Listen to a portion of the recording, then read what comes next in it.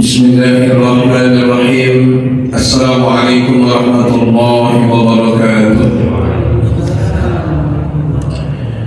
Alhamdulillahilladzi arsala rasulahu bil huda wa dinil haqq liyuzhirahu 'ala ad-din kullih wa kafa billahi shahida.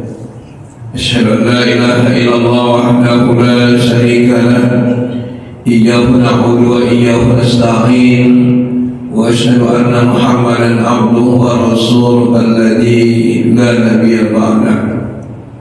Rabbi shrah li sadri wa yassir li amri wahlul 'uqdatam min lisani yafqahu qawli. Rabbi zidna ilma wa warzuqna fahma wa 'amalan shalihan. Qala Allah ta'ala fil Qur'anil Karim: Na'udzu billahi minasy syaithanir rajim. Bismillahirrahmanirrahim. Wa minhum man yaqulu rabbana atina fid dunya hasanah wa fil akhirati hasanatan wa qina 'adzabannar.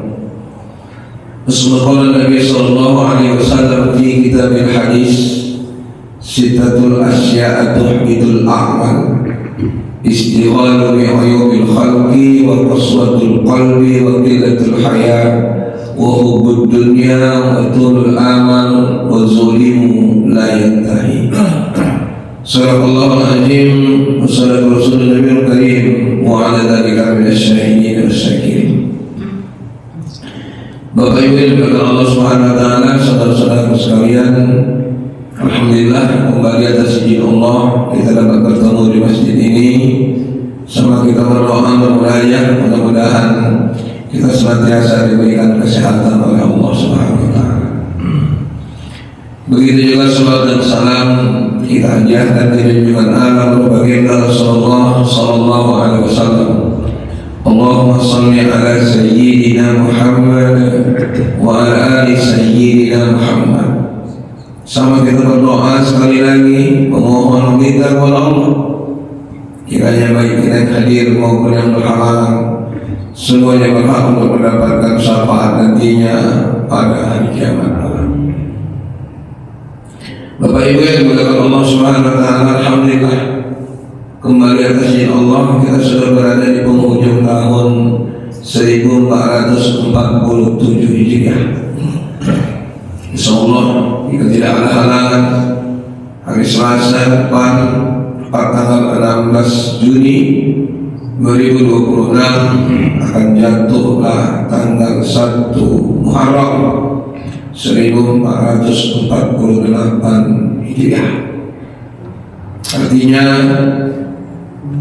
suka atau tidak suka usia kita berkurang, bukan bertambah.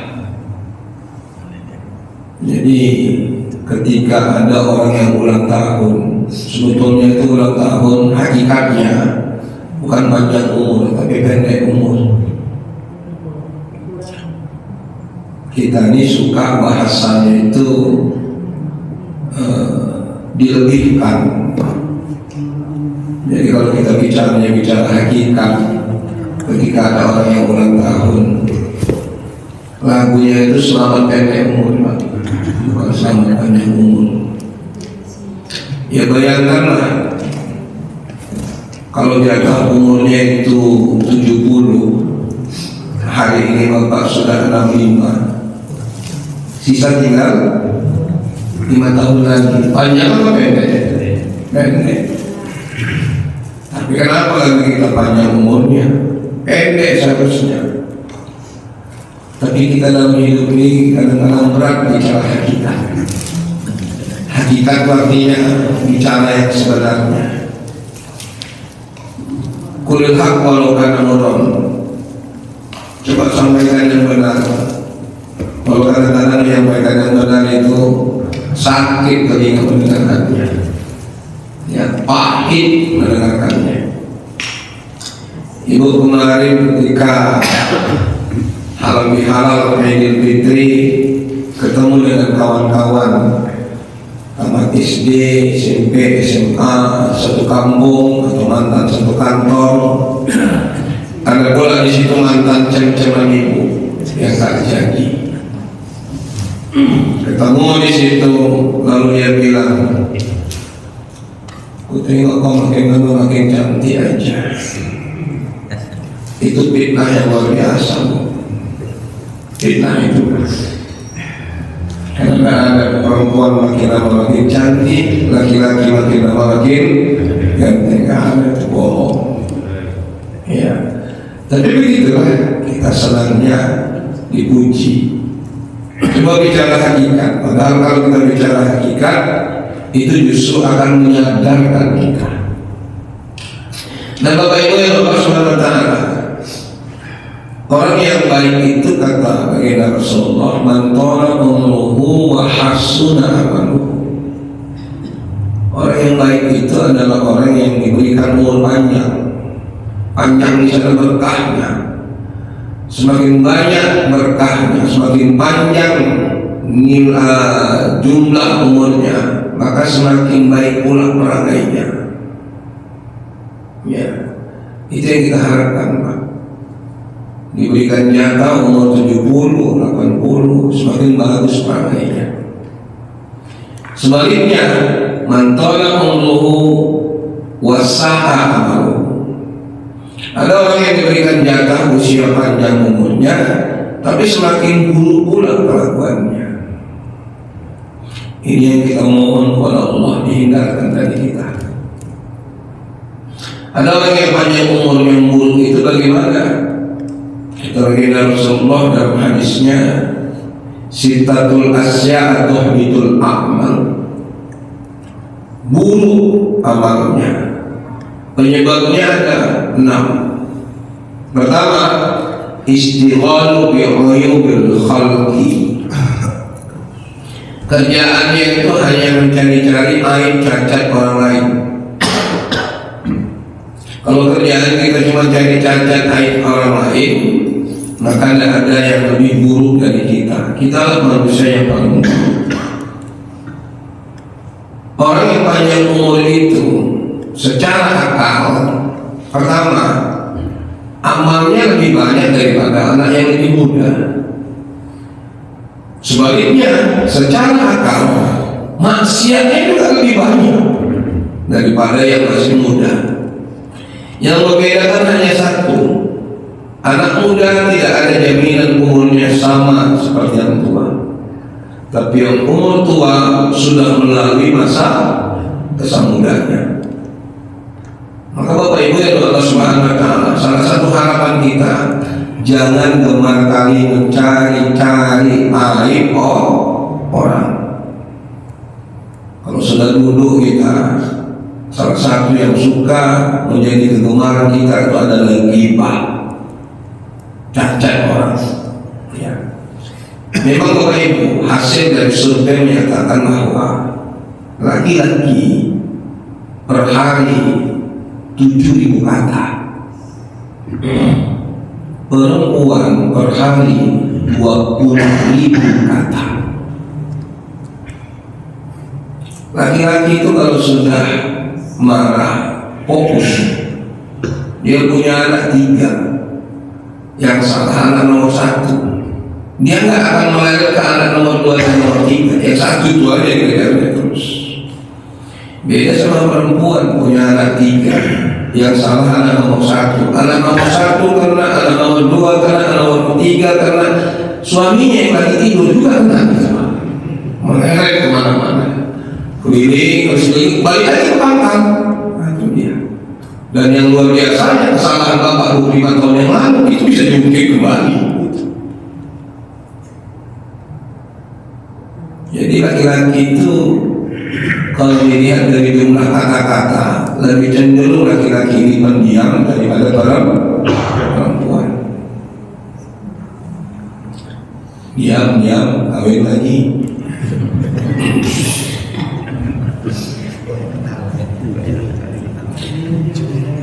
Jadi Bapak Ibu yang dimuliakan Allah Subhanahu wa Ta'ala, yang pertama, istighfar bi'uyubil khalqi. Berhentilah dari sibuk mencari-cari aib dan cacat orang lain.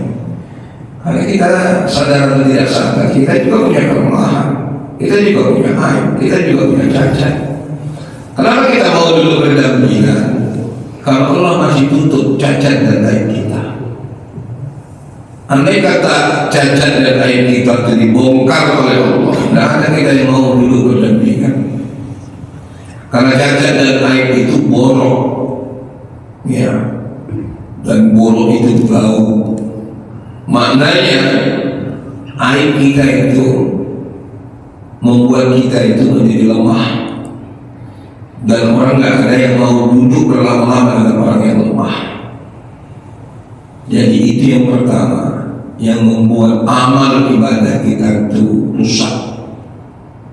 Istigholu bi uyubil khalqi. Jadi cenderunglah, ya, di saat-saat usia semakin senja, berhentilah dari banyak mencari aib orang. Ya. Kalau kira-kira orang mengajak untuk menceritakan aib orang lain, coba dengan cara yang santun kita menghindar. Selain buruk perangai kita, yang lebih parahnya lagi, ghibah itu bisa menghilangkan amal ibadah. Itu dia.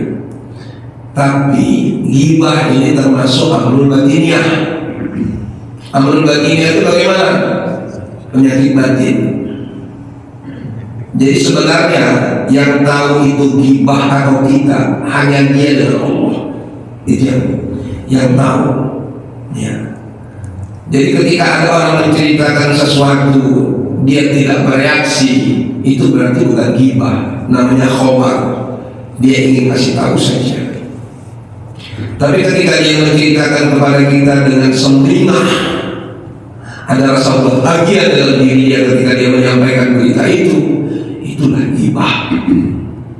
Dan yang tahu itu cuma dia dengan Allah. Makanya disebut dia dengan amrul batiniyah, penyakit batin. Ada orang yang ketika menceritakan aib orang lain justru dia merasa sedih gitu. Kenapa ya siang itu ya sedih dia menceritakan itu? Itu ibrah. Dia ingin mengambil pelajaran dari peristiwa itu. Tapi yang penting pada dasarnya kita tinggalkanlah untuk mencari-cari aib. Istighalu bi uyubil khalqi.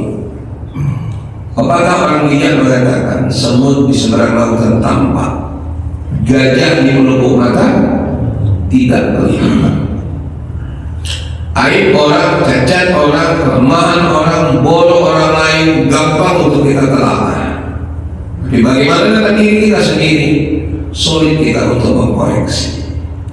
Maka kalau ada yang jual-jual kaca di pinggir jalan tua besar-besar, dibeli, letak di depan, di dekat pintu mau keluar rumah. Sebelum keluar rumah, kacaan kita dulu. Apa yang pantas kita cari kesalahan orang lain, cacat orang lain dibanding dengan diri kita. Makanya kalau namanya kaji diri, itulah kaji diri. Sebelum kita menelaah orang lain, kira-kira kita itu sudah lebih dari orang itu belum? Tapi saya perlu yakin, ketika usia kita makin senja, kelebihan yang jelas kelihatan itu adalah kelebihan jumlah. Jumlah apa? Jumlah usia. Kalau yang lain, kita tuh bagi rumah. Maka berhentilah dari ghibah. Istighalu bi uyubil khalqi. Yang kedua, Bapak Ibu yang dari Allah Subhanahu wa taala, wa qaswatul qalbi, qaswah. Apa itu qaswah? Keras hati. Ya. Hati ini kalau sudah keras, payah kali dibentuk. Ya. Maka ibu berbahagialah ketika ibu punya suami dan suaminya itu gampang meneteskan air mata. Karena sejatinya mendapatkan laki-laki pria yang gampang meneteskan air mata itu sulit. Laki-laki ini wataknya keras. Tapi kalau ibu dapat suami yang gampang meneteskan air mata, itu berarti hatinya selembut sutra.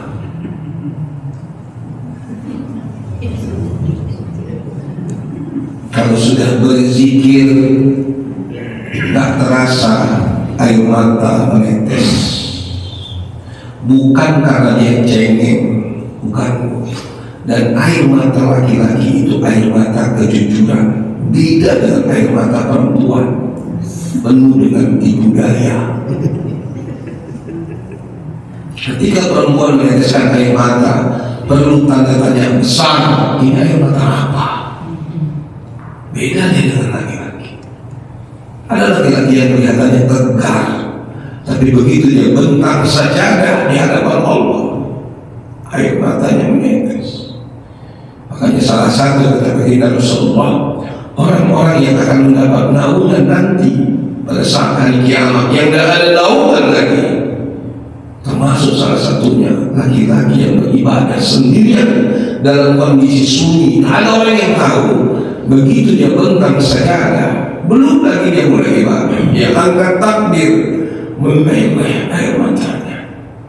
Ya Allah, dengan usia hari pantas gak ibadahku ini aku persembahkan kepadamu?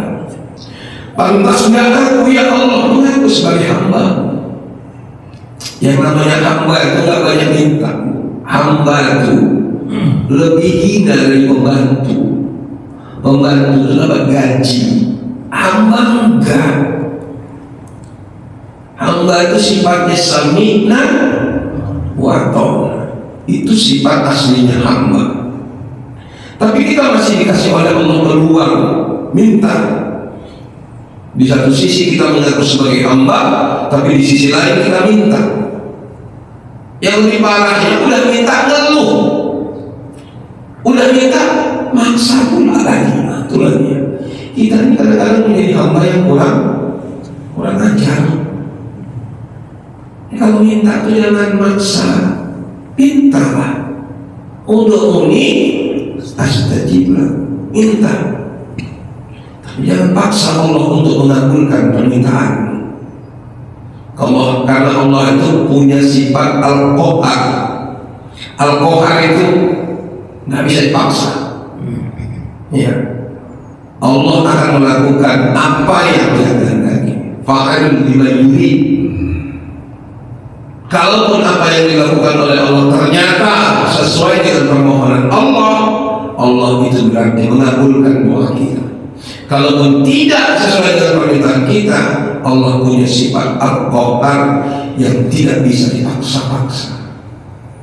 Jadi Bapak Ibu, yang kedua yang merusak amal ibadah kita itu ya qaswah, kerasnya hati.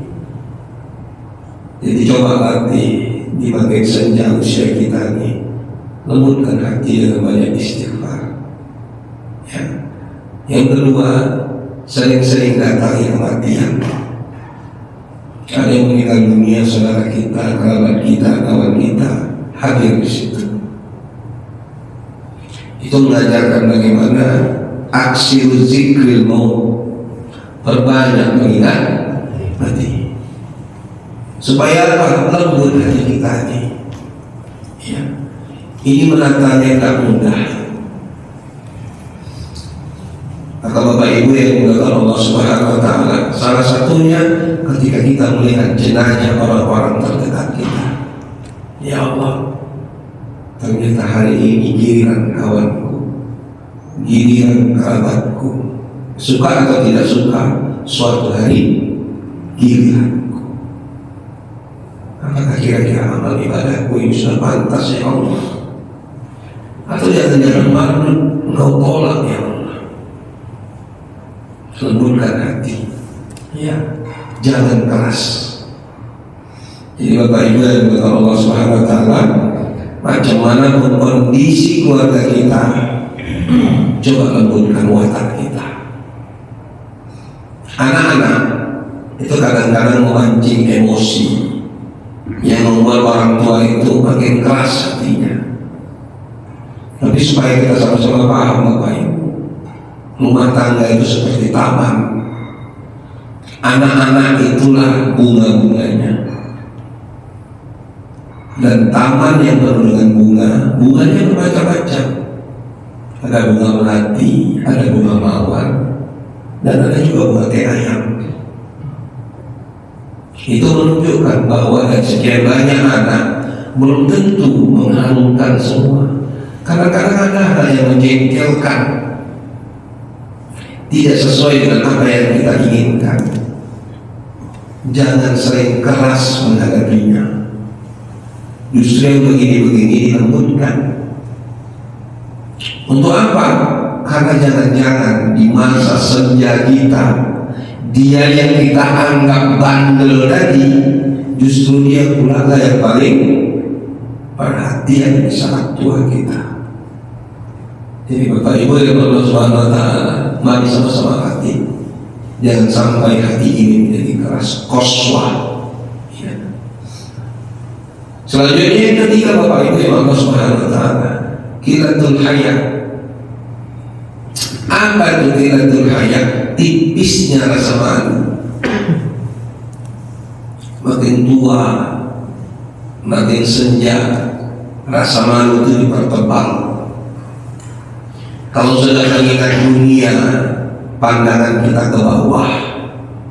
Kalau sudah mengingat akhirat, pandangan kita ke atas.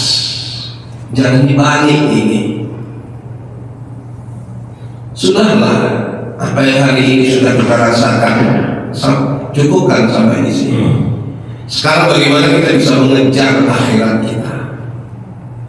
Wal akhiratu khairun laka minal ula. Akhirat itu jauh lebih utama. Kenapa orang menghadapi hidup ini Bapak Ibu banyak gelisahnya? Para ulama sufi menyebutkan sekurang-kurangnya ada 5 hal yang membuat hidup kita ini gelisah. Tidak bisa tenang, tidak bisa nyenyak tidur. Hal yang paling mudah dalam hidup kita ini tidur, Bu. Ketika ada satu wajah yang sakit dalam fisik kita ini, tidur itu sulit, sakit. Makanya saya kalau ngisi pengajian ada Bapak Ibu yang tidur, saya biarkan saja itu menunjukkan dia lagi menikmati hidupnya.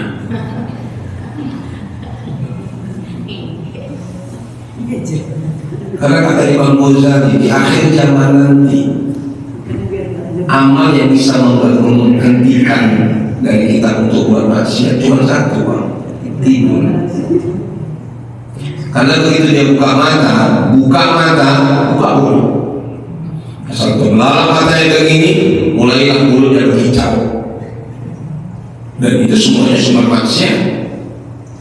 Tapi begitu dia tertidur, berhenti dari buat, akhirnya cuma itulah amal ibadah yang paling tinggi. Mulutnya tidak mau berpikir.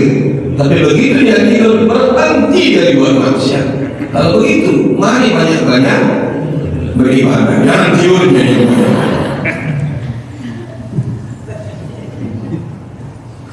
Jadi Bapak Ibu yang Allah Subhanahu wa Ta'ala, pertama yang membuat hati kita itu gelisah Bapak Ibu, ya, karena kurangnya iman kita. Jadi iman ini mesti dilatih, tidak bisa dicakap-cakapkan aja.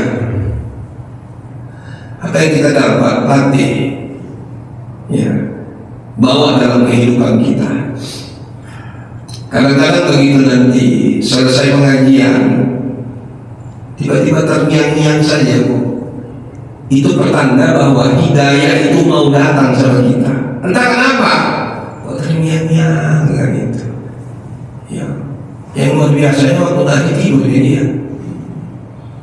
Tapi bisanya terngiang-ngiang apa yang dikajikan itu. Itu jalan pintu hidayah mau masuk sama kita. Iman ni yazid wa yanqus. Iman ni kadang-kadang naik, kadang-kadang turun. Itu namanya iman. Ya, kita bukan nabi, kita bukan malaikat. Malaikat itu imannya stabil, nggak naik nggak turun, ratanya. Para nabi naik imannya, para nabi, para ulama naik imannya. Kita jejak, kadang-kadang naik. Begitu semangat sakit naiknya, sholat subuhnya 3 rakaat naik.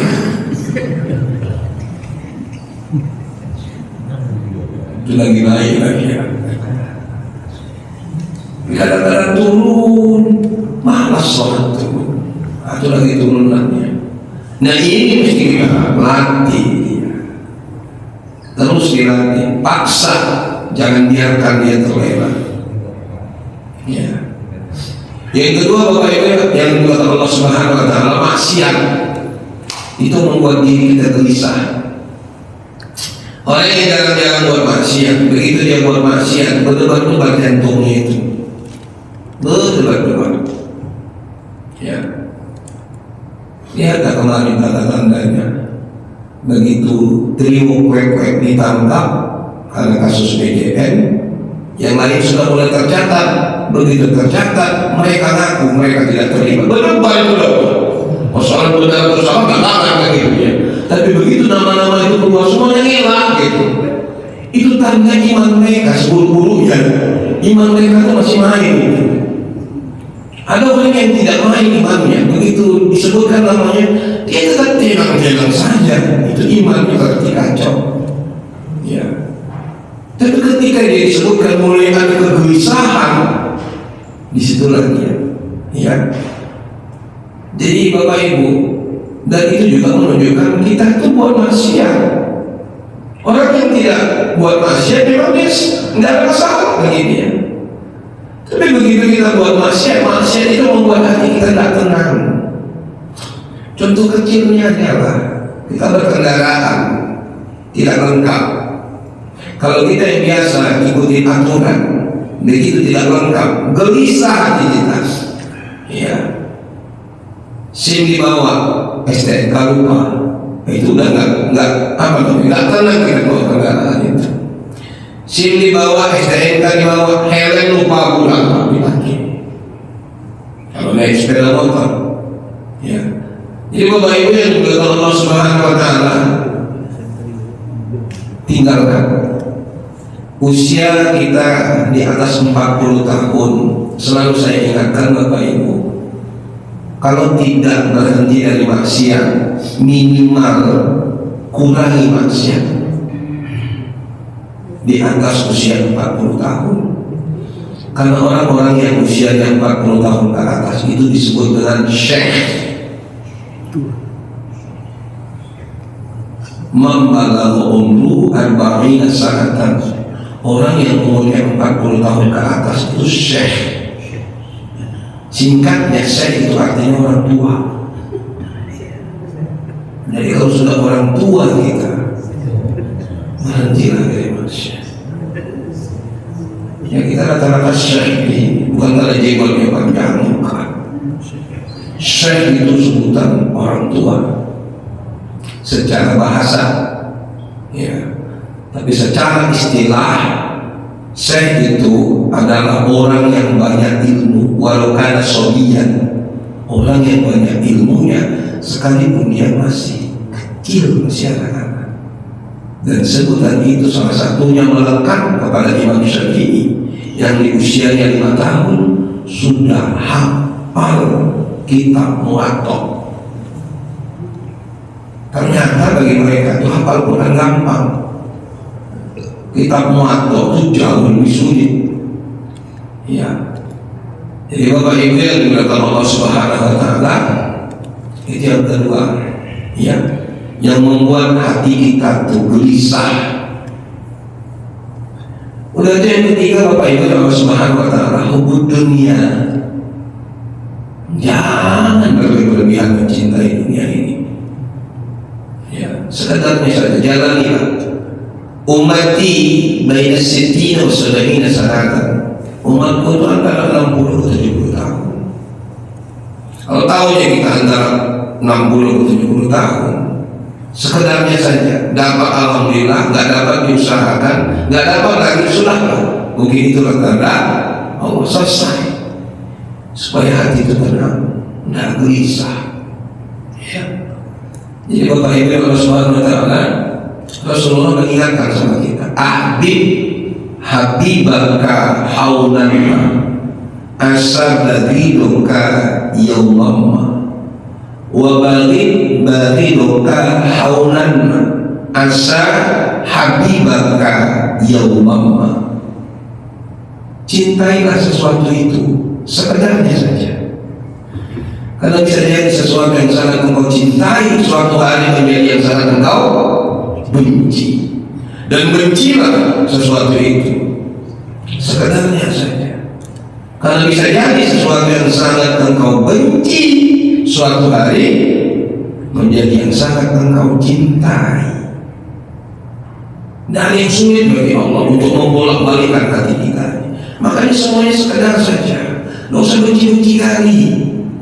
Ibu rasa kurang cocok sama calon menantu ibu itu, nggak pas sebagaimana yang bapak ibu inginkan.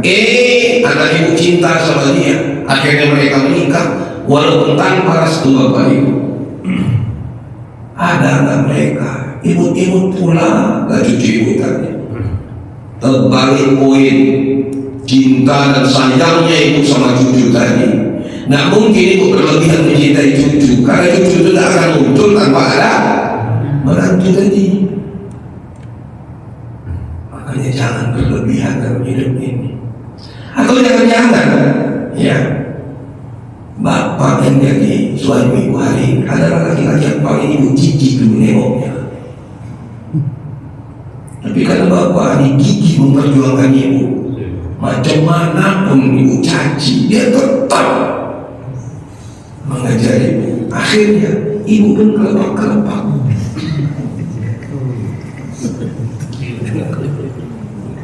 Padahal dibenci. Makanya dalam dunia ini jangan berlebihan. Hari ini kan banyak kali berlebihan. Ya, dicaci, akhirnya dijilat juga. Ya, meludah atas karena muka sendiri. Kan itu akibatnya. Dan salah satu yang membuat hati itu gelisah itu ini. Maka pesan para ulama kita, jadikan dunia itu dalam genggaman, jangan jadikan dalam hati. Kalau berlepas dari genggaman, hati tak rusak. Tapi kalau dijadikan dalam hati itu yang rusak. Ya. Jadi Bapak Ibu yang Allah Subhanahu Wa Taala, itu penyebab yang ketiga hati ini gelisah. Yang keempat, kenapa hati kita gelisah? Kita itu syukri. Sedikit kali rasa syukur kita kepada Allah Subhanahu Wa Taala. Kemarin salah satu Allah mendidik kita dengan berfirman, Inna a'tainakal kautsar. Sungguhnya kami itu sudah demikian banyak memberikan nikmat kepada kalian. Mata masih bisa melihat, telinga masih bisa mendengar, mulut masih bisa bicara, tangan masih bisa menggenggam, kaki masih bisa melangkah. Syukuri nikmat itu. Nggak usah banyak mengeluh. Ya, kalau kita nikmati nikmat yang diberikan oleh Allah, maka itu menjadi nikmat. Tapi kalau kita keluhkan nikmat yang diberikan oleh Allah, nikmat itu bisa menjadi istidraj dan bisa menjadi laknat bagi kita. Maka syukuri. Ya. Kalau sudah kita syukur dan kita jalani, ringan langkah kita. Tidak banyak kita mengeluh. Syukur dan sabar itu berdampingan. Salah satu buktinya berdampingan antara syukur dan sabar. Ya. Bapak bersyukur mendapatkan ibu, ibu bersabar mendapatkan bapak. Itu berdampingan itu. Karena nggak bisa dicopot satu-satu. Syukur saja, tapi tidak sabar. Sabar saja, tapi tidak syukur. Nggak bisa juga. Jadi syukur dan sabar yang berdampingan dalam hidup ini. Maka ini sama-sama kita latih. Karena nggak bisa dia langsung muncul simsalabim abrakadabra, enggak. Tapi mesti terus kita latih dalam kehidupan ini, melatih antara syukur dan sabar. Sabar itu asal kata dari sibrun. Apa itu sibrun? Pahit, Pak. Sibrun itu artinya pahit. Kalau ada yang meninggal dunia, kalau ada yang mendapat kemalangan, kita datang ke sana untuk kajian. Salah satu kata-kata yang kita ucapkan, sabar ya Pak ya, sabar ya Bu ya. Kalau dia boleh jawab, balas. Itu kan karena bukan kamu yang merasakannya. Kalau kau tadi kali, tapi itu tidak mungkin dibalas dia. Paling ini cuma tanggung saja. Dia tak kasih banyak. Pahit sabar itu Bapak. Ya. Begitu juga menjalani syukur itu tidak mudah. Tapi kalau kita latih dia tiap hari akan datang itu. Makanya begitu kita menikmati hidangan makanan, tumbuh rasa syukur kita. Tidak banyak kita mencaci makanan itu. Suka dimakan, tidak suka dia diamkan. Itulah karakter Rasul dengan makanan. Itu menunjukkan sifat syukur. Ya, tak dicaci makanan itu. Begitu juga dengan kehidupan kita.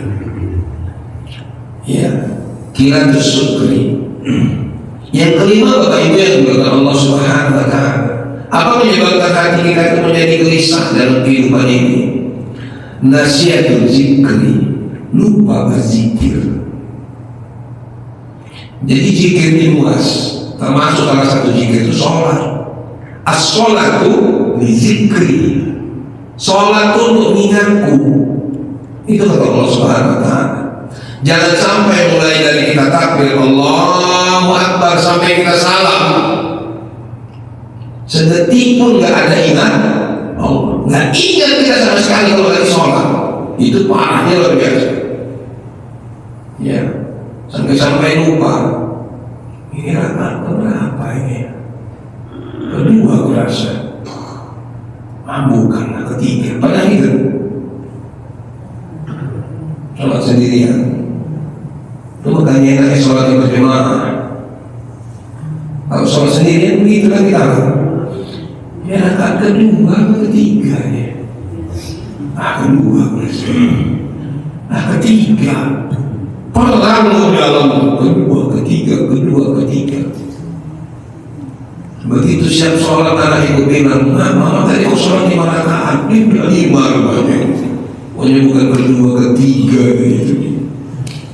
Jadi Bapak Ibu yang diberkahi Allah Subhanahu wa Ta'ala, nasihat zikri, lupa mengingat Allah. Zikir ini kata Allah Subhanahu wa Ta'ala, qiyama wa qu'udahu 'ala junubi, berdiri ingat Allah, duduk ingat Allah, berbaring ingat Allah.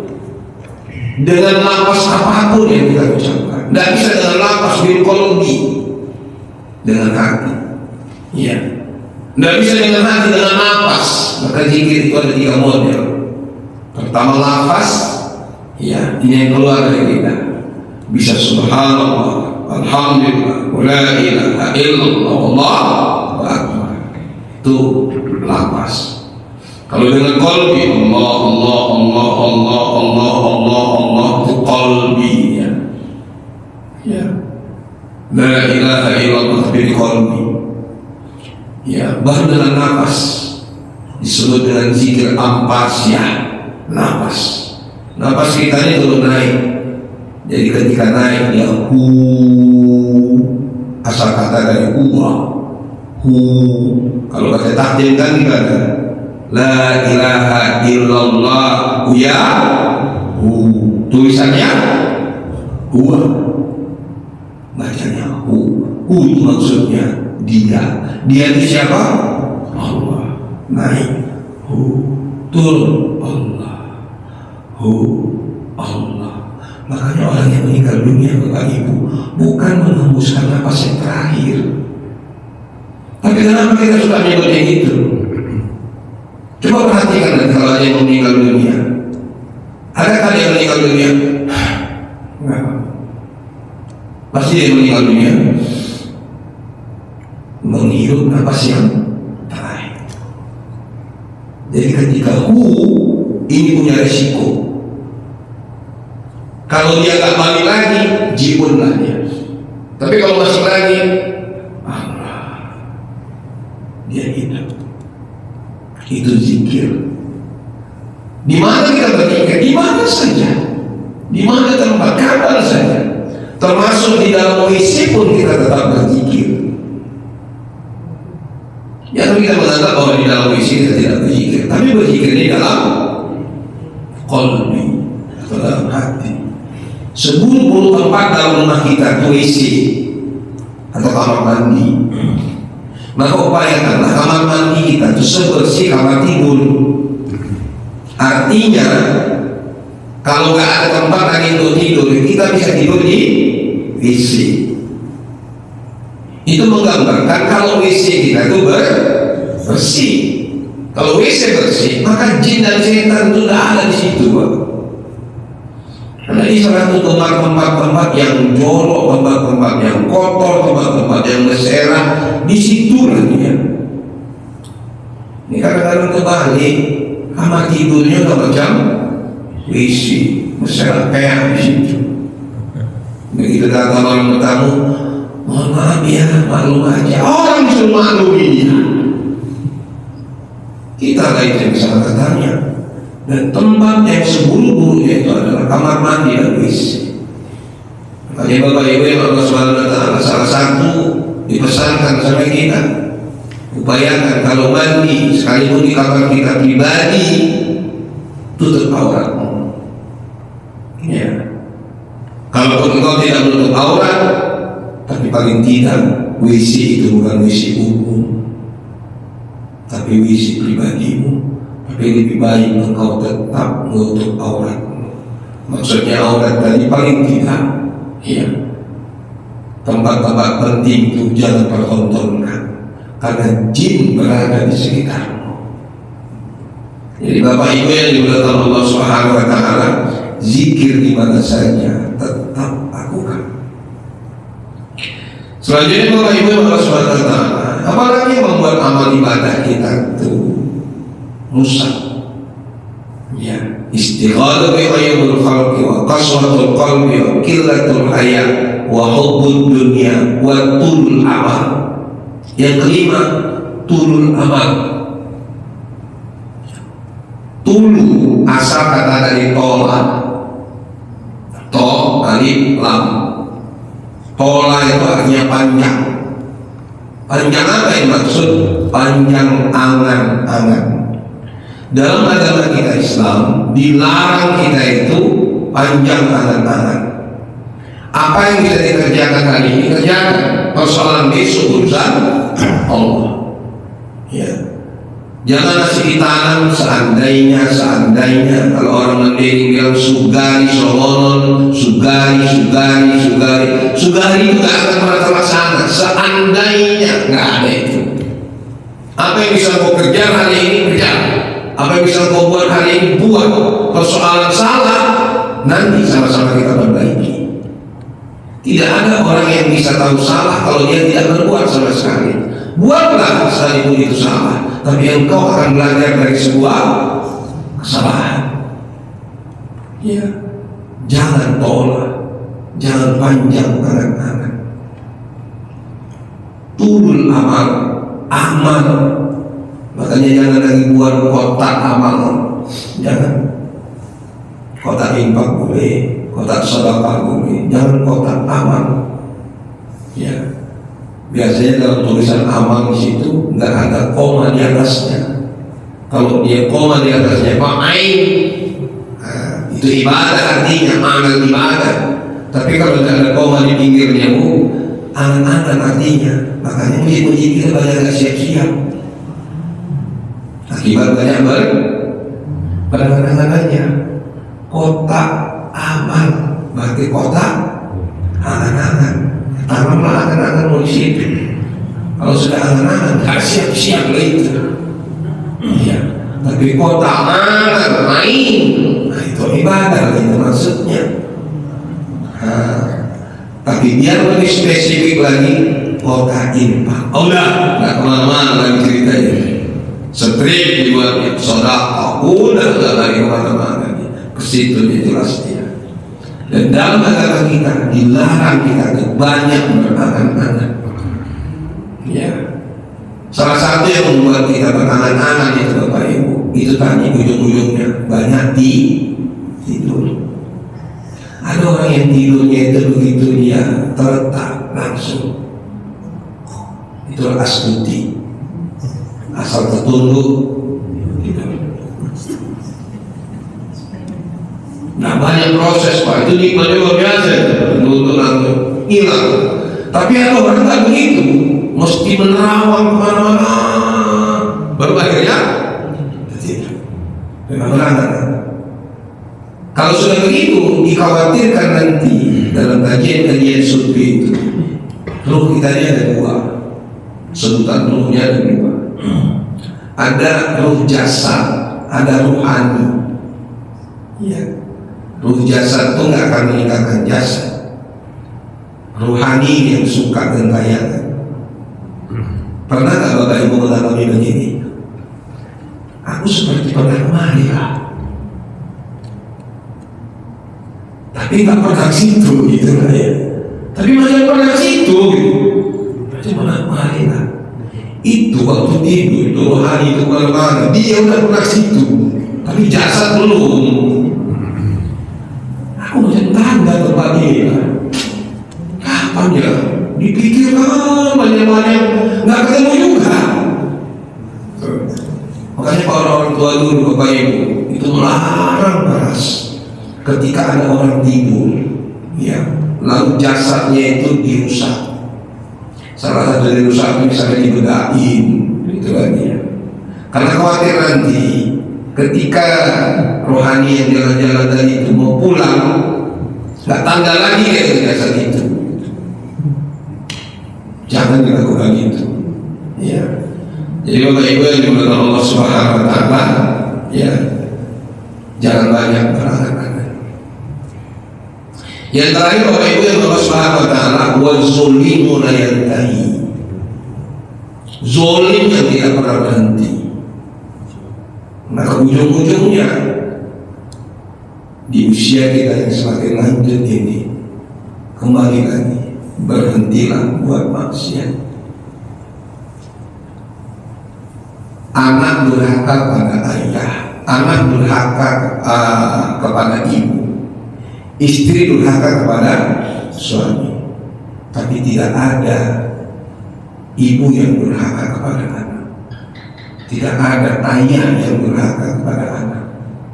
Dari bawah ke atas namanya durhaka, tapi dari atas ke bawah namanya zolim. Jadi bukan durhaka orang tua kepada anak, enggak. Orang tua itu zolim kepada anak, suami itu zolim kepada istri. Dan ternyata zolim itu lebih parah daripada durhaka. Ya. Jadi Bapak Ibu yang Allah Subhanahu Wa Taala, berhentilah kita dari berbuat zolim. Zolim kepada diri sendiri, zolim kepada orang lain. Terutama sumber kezoliman kita itu dari lidah kita ini, lisan. Jaga lisan kita. Andaikan pedang lukai tubuh, masih ada harapan sembuh. Andaikan lidah lukai hati, kemana obat hendak dicari? Kaca kita lempar pakai batu, pecah gitu kaca. Agak rajin kita sedikit, pecahannya tadi kita kumpulkan, kita tata kembali, kasih lem yang sangat kuat, bersatu lagi kaca. Tapi sayangnya retaknya tetap kelihatan. Itu menunjukkan kalau hati kita sudah disinggung, tidak mudah orang untuk bisa memaafkan itu. Maka dalam kajian kita yang lain pernah saya sampaikan, dalam surah At-Taghabun ayat 14 ada 3 tingkatan kata-kata maaf. Itu jangan sampai kita lupakan. Yang pertama yang sering disebutkan oleh Bilal waktu sholat tarawih, Allahumma innaka afuwwun karim tuhibbul afwa. Afwan itu asalnya. Apa artinya? Kumaafkan kesalahanmu, tapi belum tentu ku lupakan. Dan ini yang sering terjadi sama kita. Baru yang kedua ada kata-kata tasfahu. Kumaafkan kesalahanmu, tapi lebih baik kita jangan lagi ketemu. Itulah yang diucapkan oleh Maya Estianti kepada Ahmad Dhani.